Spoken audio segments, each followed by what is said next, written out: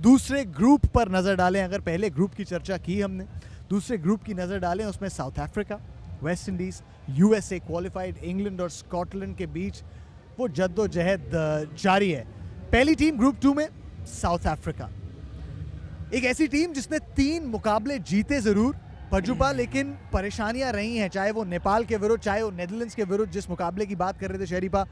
परेशानी मोल ली है, मोल लिया, इनवाइट किया है तो कि भैया हम टॉस जीत के हम पहले बल्लेबाजी करेंगे। हाँ। तो क्या सबसे बड़ा चैलेंज रहेगा उनकी बल्लेबाजी? क्योंकि देखा है कि एक तो डेप्थ नहीं है उसमें, मार्को यानसन अगर 6-7 पर आ रहे हैं आपके लिए, 8 पर आ रहे हैं बल्लेबाजी करने, क्या डगमगाती बल्लेबाजी सबसे बड़ा चैलेंज होगी वेस्ट इंडीज जाके? देखो ऐसी टीमें ना जो बल्लेबाजी 7 तक करती हैं, येंसन ठीक ठाक बल्लेबाजी कर लेते हैं, जी।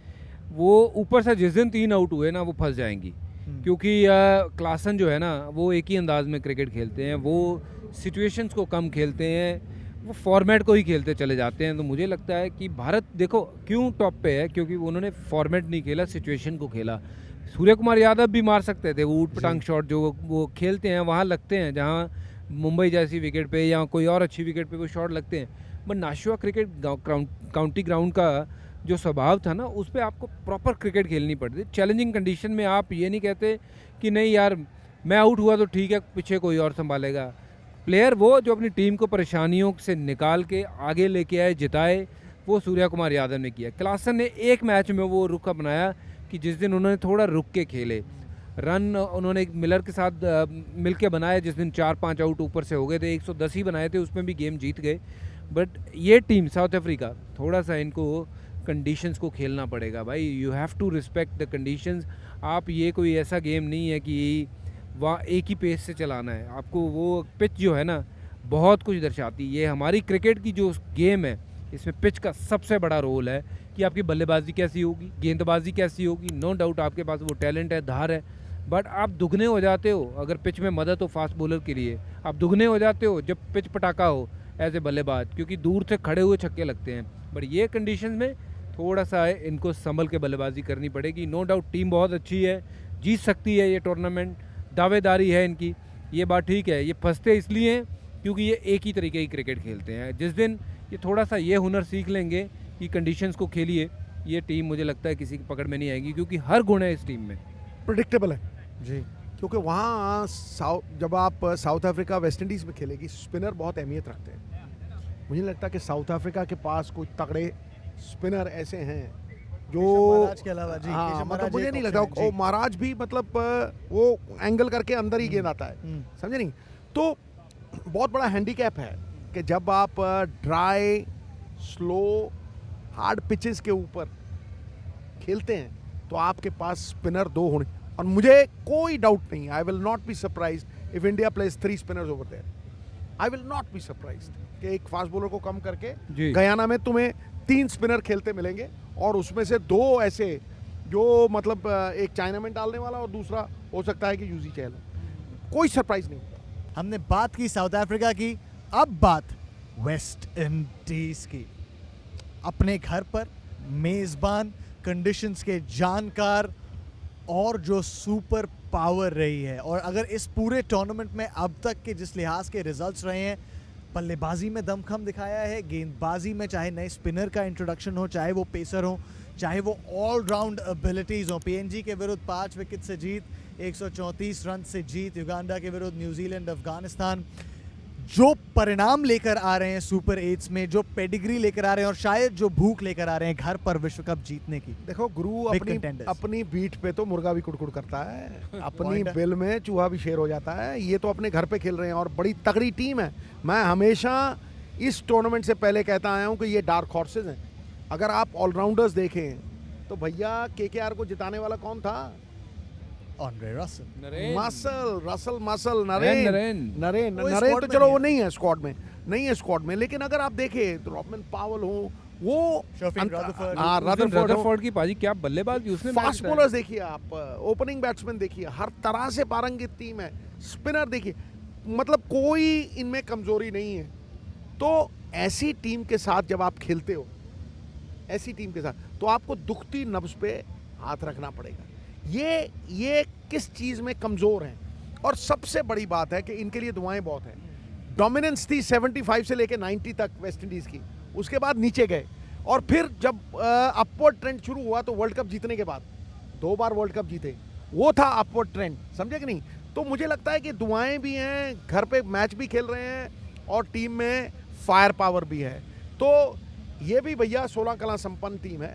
तो ऑन द गिवन डे आप कैसे खेलते हैं, कंडीशंस क्या हैं, जो भज्जी ने कहा, पिच कैसी है, उस पर बहुत निर्भर करेगा। But West Indies are in the reckoning big time. उस बल्लेबाजी में जो पावर है, आपने शर्फन रदरफोर्ड की बात की, उनके अलावा निकोलस पूरन, आंद्रे रसेल, बजुपा, ऐसी परिस्थितियों में जहां रन्स बनाना शायद इतना आसान नहीं है, वो जो मसल पावर हिटिंग है, वो 10, 15, 20 एक्स्ट्रा रन्स क्या बहुत महत्वपूर्ण साबित हो सकता है? बहुत महत्वपूर्ण। और धीमी पिच पे ना, अगर आपको बॉल को बाहर मारना बाउंड्री के, आपके पास वो ताकत चाहिए, क्योंकि धीमी पिच पे आसान नहीं है, क्योंकि टाइमिंग से छक्के बहुत कम लगते हैं। फिर वो ताकत वाला गेम आता है जो इस वेस्ट इंडियन टीम के पास है। वो पूरन देखिए बिल्कुल नीचे झुक जाते हैं जब वो शॉट खेलते हैं, इसीलिए उनका वो हिटिंग जोन ना बहुत बड़ा हो जाता है। पीछे वाला गेंद भी अच्छा पिक करते हैं, आगे वाला गेंद तो भाई वो किस छोड़ते पेस नहीं पर हैं। रन बनाते हैं। ओह, अनबिलीवेबल। और फिर रसल की बात करें, वो रसल भी उसी काम के लिए जाने जाते हैं। रदरफोर्ड की अभी अभी पारी हाल फिलहाल में जो खेली, अपनी टीम को जिताया,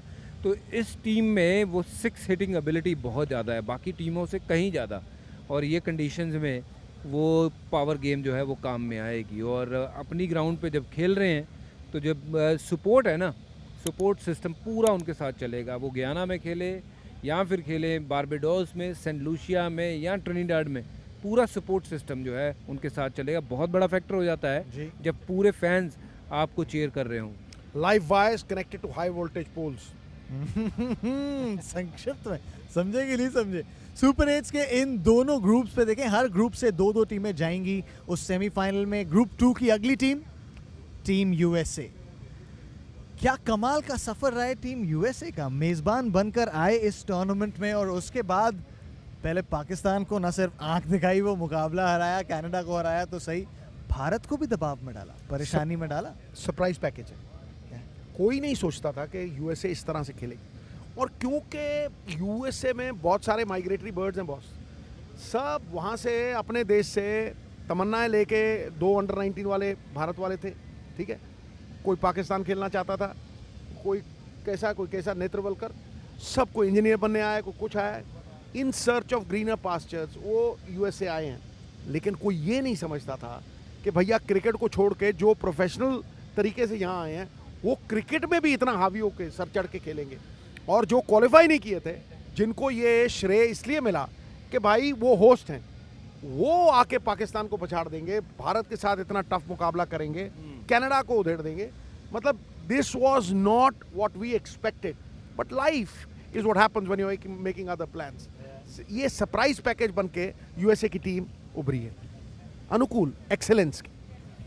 भारतीय मूल के बहुत खिलाड़ी वहाँ पर, सौरभ नेत्रवलकर, मोनांक पटेल, हमने देखा खुद कप्तान मोनांक पटेल एक अच्छा कोर बनाए उस टीम में, जिसके बेसिस पे आगे एक टीम बन सकती है। देखिए, जो अच्छी टीम होती है उनका कोर जो है ना, 6-7 खिलाड़ी, वो इम्पोर्टेंट है कि एक दूसरे को बहुत अच्छी तरह से जानते हो, वो ग्रुप जो है वो एक दूसरे को बहुत यकीन करता हो। और इनके पास जब हम देखते हैं इनकी टीम की तरफ, तो बहुत सारे भारत मूल के खिलाड़ी हैं जो एक दूसरे के साथ बहुत सालों से क्रिकेट खेल रहे हैं, जानते हैं, और जब इकट्ठे खेल रहे हैं इस देश में आके, इस देश के टीम बन के, तो भाई इनके लिए कितनी बड़ी अपॉर्चुनिटी है कि किसी भी तरीके से वर्ल्ड कप में खेलना। वर्ल्ड कप खेलना ना बहुत लोगों का सिर्फ ड्रीम होता है कि यार एक बार वर्ल्ड कप खेलना है, और वो मौका इनको चाहे इंडिया के लिए खेलते हुए नहीं मिला या फिर बाकी के जो देश के खिलाड़ी हैं उनको वहाँ अपने देशों के लिए खेलते हुए नहीं मिला, बट यहाँ इस देश ने उनको मौका दिया है, तो ये कितनी बड़ी अपॉर्चुनिटी है और इसका भरपूर फ़ायदा उठाया है। और मैं बार बार कह रहा हूँ कि इस टीम में वो गुण हैं,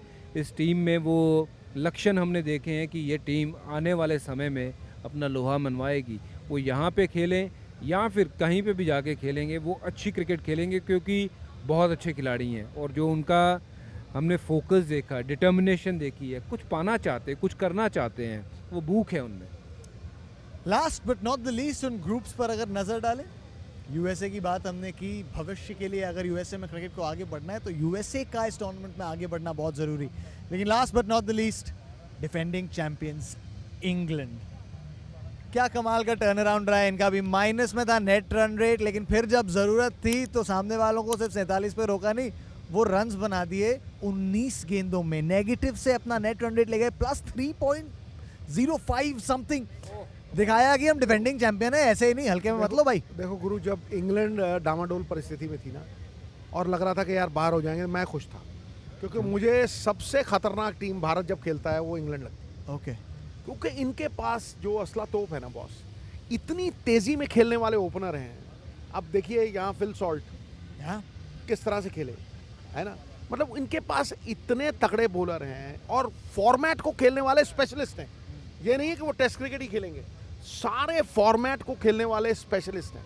तो जब आप स्पेशलिस्ट के साथ खेलते हैं और ऐसी परिस्थितियों से, मतलब जब आपको लगता है आप बाहर हो गए और फिर आप डूबते को तिनके का सहारा और इंग्लैंड को उनके भुजबल का सहारा, जब वहाँ से आप उभर के आते हैं और आप क्वालिफाई कर जाते हैं, तो मुझे लगता है कि अगर सबसे ज़्यादा चौकन्ना रहने की ज़रूरत है भारत को किसी टीम से, और मुझे लगता है कि वो इंग्लैंड है। इंग्लैंड और ऑस्ट्रेलिया, ये दो टीमें मुझे लगता है कि भारत के विरुद्ध जब भी खेलती हैं तो मुझे लगता है कि भैया चारों खाने चित न कर दें। परेशानियों से भरपूर है क्योंकि चैंपियन से भरपूर है। स्कॉटलैंड एक और टीम उस जद्दोजहद में लगी हुई है। बड़ा मोमेंट होगा और इस पूरे टूर्नामेंट हमने देखा है ये जो टीम्स आई हैं, चाहे वो एसोसिएट नेशंस हो या नए टेस्ट प्लेइंग नेशंस हो, चढ़कर लड़ाई की है उन्होंने। और स्कॉटलैंड के पास भी एक मौका चढ़कर लड़ाई करने का, अपना मादा दिखाने का। हाँ बिल्कुल, क्योंकि वो भी तो यहाँ पे आए हैं, सिर्फ ऐसे नहीं आए हैं कि पार्टिसिपेट करने आए हैं। जब कोई भी टीम वर्ल्ड कप में आती है तो उनका पहला एम होता है कि यार हमें ये जीतना है, और उसके लिए हर टीम जो है वो मेहनत करती है, जद्दोजहद में लगी हुई है और अच्छी क्रिकेट भी खेलते हैं ये। क्योंकि काउंटी क्रिकेट में इनके बहुत सारे खिलाड़ी हम देखते हैं कि लगातार पूरा साल क्रिकेट खेलते हैं, तो टीम अच्छी है। बट हाँ, सामने जब बड़ी टीमें आती हैं कभी कभार प्रेशर जो है वो उतना ले नहीं पाते हैं, जिसके कारण वो पीछे रह जाते हैं। बट हाँ, जो भी उन्होंने किया अब तक अपनी एक्सपेक्टेशन से कहीं बेहतर किया है। और जो भी आगे होगा ना, स्कॉटलैंड ने इतना मुश्किल कर दिया है इंग्लैंड के लिए कि आपको बड़े रन मार्जिन से जीतना होगा, नहीं तो इतने कम ओवर्स में आपको उतने रन बनाने होंगे। तो अभी भी स्कॉटलैंड की जो चुनौती है वो पूरी भरपूर है। और ऑस्ट्रेलिया की जो स्टेटमेंट्स आ रही हैं हेजलवुड की खास तौर पे, भैया सुमड़ी में गुमड़ी क्या हो जाए, हैं कुछ पता नहीं है यार। लक्ष्य कोजी अंदर की बात क्या है मुझे समझ में नहीं आ रहा, लेकिन है कुछ जरूर। और देखो भैया, धुआं वहीं होता है जहाँ आग होती है। लगाई है आग, हेजलवुड ने आग लगाई है।